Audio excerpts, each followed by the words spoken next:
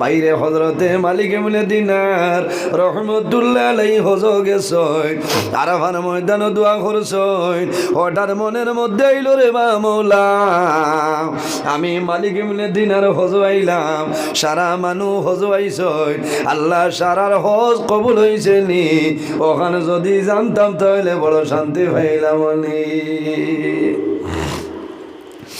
রাত ঘুমাইছই ও সময় খাবে দেখুন আল্লাহ জানাইলো মালিক ইবনে দিনার এই বছর যত মানুষ হজ আইছই সারার হজ আমি আল্লাহ কবুল করছি লেকিন একজন মানুষের হজ আমি আল্লাহ কবুল করছিলাম ফজরের সময় উঠিছই সারা দিন খান্দই না জমিন আফসোস করে নাই রে হায় সারার হজ কবুল হইছে হয়তো আমি মালিক ইবনে দিনারের হজ আল্লাহ দরবারে কবুল হইছে না বাইরে মানুষ বড় কষ্ট করিয়া আল্লাহর বাড়ি মানুষ যায় আর যদি আল্লাহর দরবারে কবুল হইলা এর মতন দুর্ভাগ্যবান মানুষ আর জমিন নাই হযরতে মালিক ইবনে দিনারে সমস্ত দিন খান্দই নাই আল্লাহ সারার হজ কবুল হইছে একজনের হজ কবুল হইছে না মনে হয় আমি মালিক ইবনে দিনার আল্লাহর বন্ধায় সারা দিন জমিল খান্দই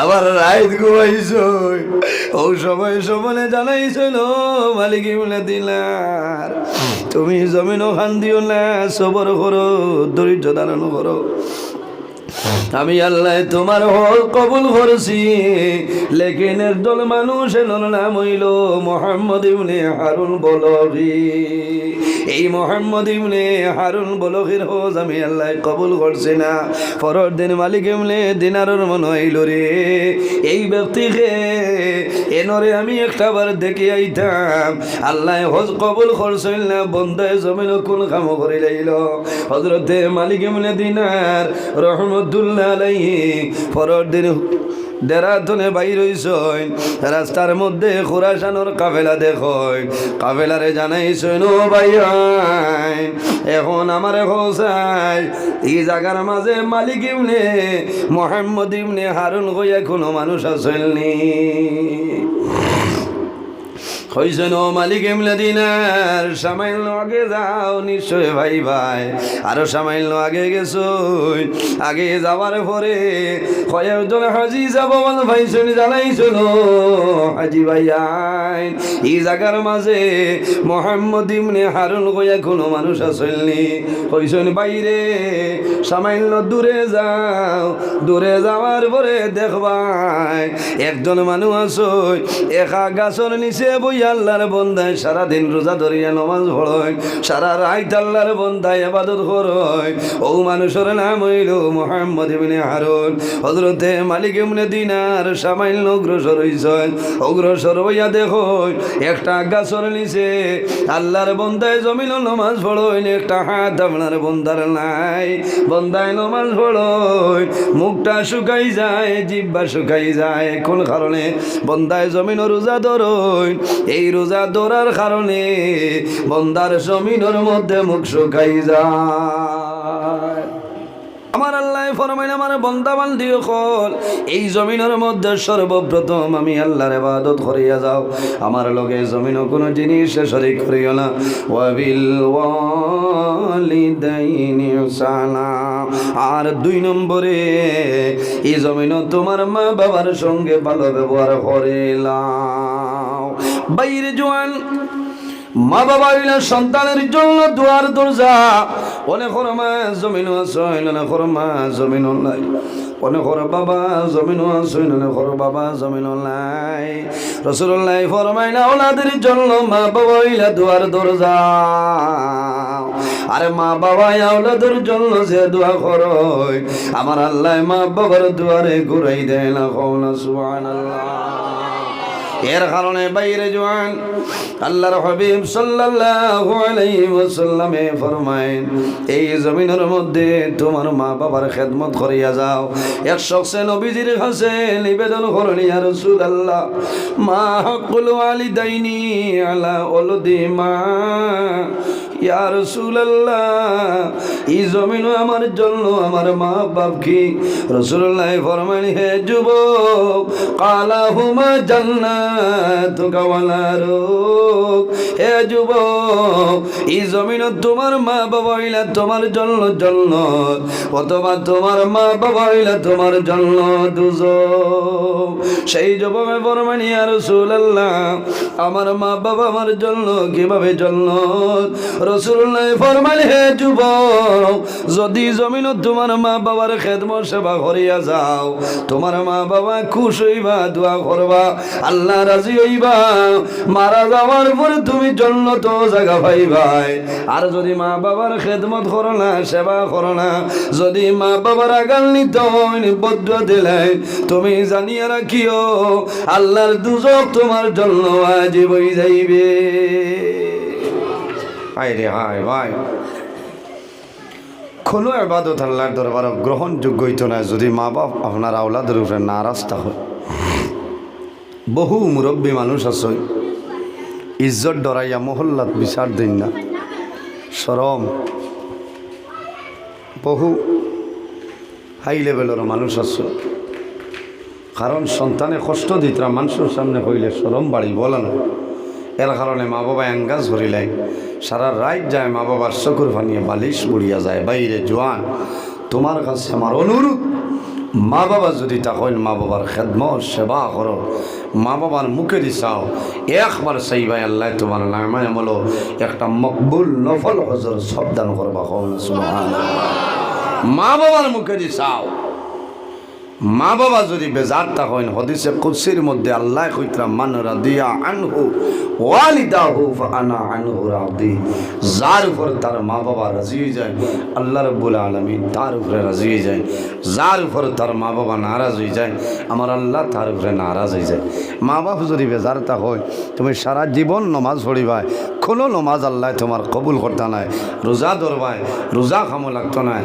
হজ করবাই, হজও যাইবাই, হজ আল্লাহর দরবার কবুল হইতো নাই। বাইরে তোমার হজ হইল তোমার বাড়ি, তোমার মা যদি তখন বাবা তখন এরার ভাই মায়ার নজরে খুশি মনে একবার চাও, আল্লাহ তোমার নামায় আমলো একটা মকবুল নফল হজর সব আল্লাহ দান করবা। সুবহানাল্লাহ।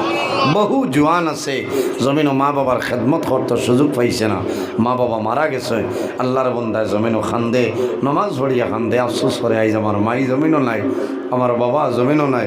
আর বহু জোয়ান আছে হয় যে এরা মরি গেলে আমি শান্তি হই।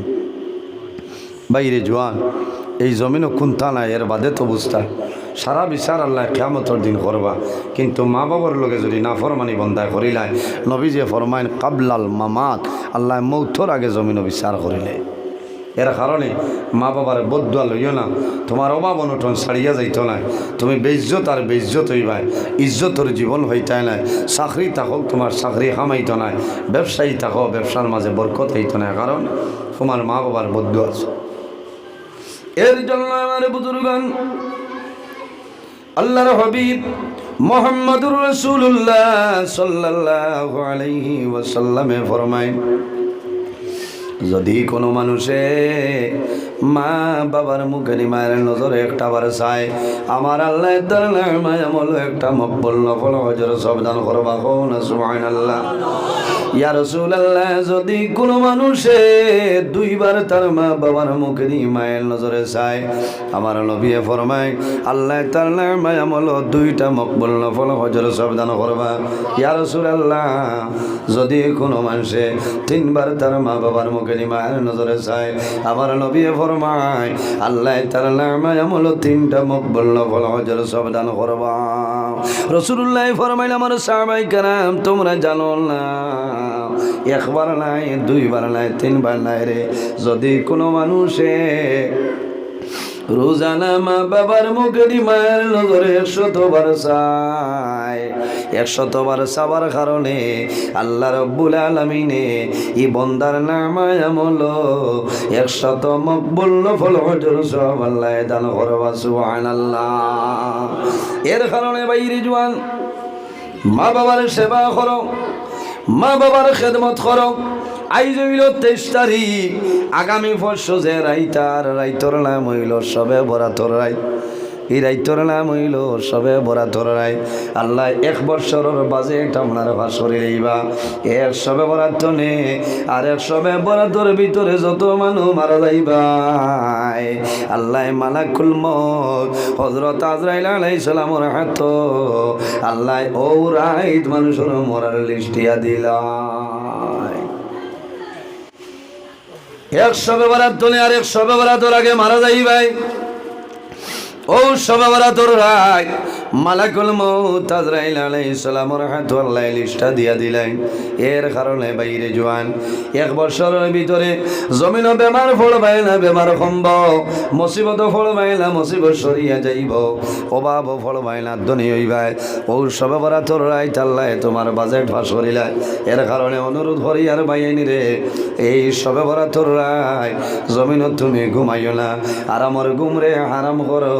বাইরে জওয়ান তোমার মোবাইলে দিন বন্ধ করিলাও, সাইলেন্ট করিলাও। এই রাত আল্লাহর দরবার দোয়া করো, খান্দ, নমাজ পড়ো, নফল নমাজ পড়ো, কোরআন শরীফ তিলাওয়াত করো, তাসবিহ তাহলিল করিলাও, জিকির আজকার করিলাও।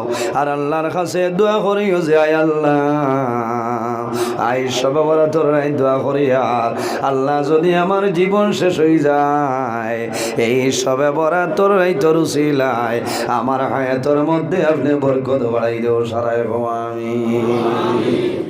বাইরে জওয়ান সবে বরাতর রাত বন্দায় দোয়া করব আল্লাহ ঘুরাই দিলাম। কিন্তু 10 ধরনের মানুষ আছে এরা যখন সবে বরাতর রাত আল্লাহর দরবারে দোয়া করবে আল্লাহ কবুল করে না। সারা মানুষের দোয়া আল্লাহ কবুল করে, 10 গুরু মানুষের দোয়া আল্লাহর যাতে কবুল করে না। ইয়া রাসূলুল্লাহ এই 10 গুরু মানুষ যারা কইলা বলে যারা জমিন আল্লাহর লগে শিরকি করিলা এরার দুয়ারে আল্লাহ সবে বরাতর রাত কবুল করেন না। ইয়া রাসূলুল্লাহ আর কোন মানুষের দোয়া আল্লাহ সবে বরাতর রাত কবুল করেন না?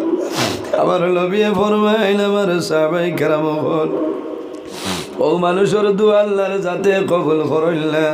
যে সন্তানে জমিন মা বাবারে কষ্ট দেন, মা বাবার লগে জুলুম অত্যাচার লাফরমানি করে, মা বাবার বদুয়া যদি জাদুর উপরে পড়ি যায় সবে বরাতর রাত সারা রাত কান্দিবাই আল্লাহর দরবারও কিন্তু তোমার দোয়া কবুল হবে না। বাইরে জওয়ান তোমার মা বাবা যদি তোমার জন্য নারাজ হইয়া জমিন থেকে বিদায় নে, অনেক জওয়ান আছে মা বাবার খেদমত করছিল না, মা বাবা মারা গেছে, বাইরে জমিনও দেখবাই মা বাবার ফরমা বর্দাল আওলাদ যেটা আছে, মা বাবার লেখা আওলাদ যারা আছে সব বরাতর রাত বাদে দেখিও তোমার মহল্লার মধ্যে যে কবরস্থান আছে সারা রাত মানুষ কবরস্থানও যায়। রাত 12টায় যাইবাই, যাবার বাদে দেখবাই কোনো না কোনো মানুষ কবরস্থানও আছে। রাত তাহাজ্জুদের নামাজ পড়ি যাইবাই, ও সময় দেখবাই লেখার আওলাদ মা বাবার কবরের দ্বারও গিয়েও পাইয়া জমিল খান্দে আর আল্লাহর দরবারে দোয়া করে রে বাবুলা আই যাবার মা আই জমিলুল্লাহ আই বাবা জমিলুল্লাহ আয় আল্লাহ আই সবে বরাতর রাতের খাতিরে আমার মাইয়ার বাবার কবর জন্য তোর বাগাল বালাই দে। বাইরে জওয়ান মা বাবার জন্য দোয়া করিও আল্লাহ তোমার দুয়ারে কোনো সময় ঘুরাই দিতা না। মা বাবার যদি বদুয়া লাগি যায় বন্দা তুমি হজু যাইবাই, হজ আল্লাহর দরবারে কবুল হবে না। প্রতি বছর মানুষ হজ যায়, যাইলানি মানুষ হজ যায়। মা বাবা থাকলে সন্তানে মা বাবারে সালাম করিয়া করতনে বাড়ি যায়। আর যদি মা বাবা মারা যায় সন্তান মা বাবার কবর জিয়ারত করিয়া বাইবে। সন্তানের বলো দুঃখ লাগে, আই যাবি আল্লাহর বাড়ি যাইয়ার আমার মা জমিলুল্লাহ আমার বাবা জমিলুল্লাহ। যদি আমার মা বাবা জমিল থাকতা তাহলে আমার মা বাবা আমার জমিল বিদায় দিতা। মানুষ সজো যায় আরাফার ময়দানও মানুষে হাত তুলিয়া দোয়া করে যে সময় দোয়া করবাই আল্লাহ ও দিন তলে তোমার আগর জীবনের সারা গুনারে আল্লাহ মাফ করে দিলাই। সুবহানাল্লাহ। বাইরে আরাফার ময়দান হজ্জাজে কেরাম হলে দোয়া করেন। আমি নিজে দেখলাম ইলা কোন হাজি সাহেব আমি দেখছিলাম যে হাজি সাহেবর চকুর মধ্যে ফালিলাই সারাই হাত তুলিয়া দোয়া করেন টলটলাইয়া চকুর ফানি পড়ে। কোন কারণে? আল্লাহর হুকুম হয়েছে আল্লাহ আরাফার ময়দান আনছয় হয়তো জীবনের শেষ হওয়া আল্লাহর কাছে মানুষে দোয়া করে যায়, আল্লাহ আমারে বারবার তোমার বাড়ি তোমার নবীর বাড়ির মেহমান আমারে বানাইলাও। বাইরে হযরতে মালিক ইবনে দিনার রহমতুল্লাহ আলাইহি হজ গেছয় আরাফার ময়দানে দোয়া করছয়।